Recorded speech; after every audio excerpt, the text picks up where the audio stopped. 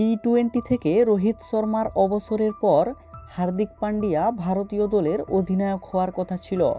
তবে ভারতের নতুন টি-20 ক্যাপ্টেন করা হয়েছে সূর্যকুমার যাদবকে।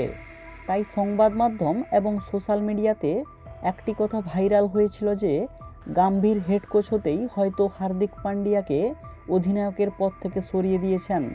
তবে এটা আসল সত্য নয়, কারণ গতকাল মুম্বাইয়ের সাংবাদিক সম্মেলনে নির্বাচক কমিটির চেয়ারম্যান অজিত আগরকার জানিয়েছেন কেন সূর্যকুমারকে অধিনায়ক করা হলো। এই নিয়ে তিনি সামনে নিয়ে আসেন এক চাঞ্চল্যকর তথ্য। তিনি বলেন, একজন কোচ বা নির্বাচক মণ্ডলীর উপর নির্ভর করে ক্যাপ্টেন নির্বাচিত করা হয় না।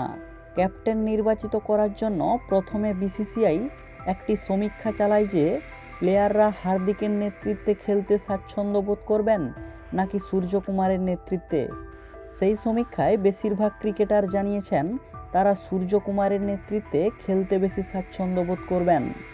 দ্বিতীয় কারণ হলো হার্দিক অত্যন্ত চোটপ্রবণ প্লেয়ার। একবার চোট পেলে 3 থেকে 4 মাস বিশ্রামে চলে যান।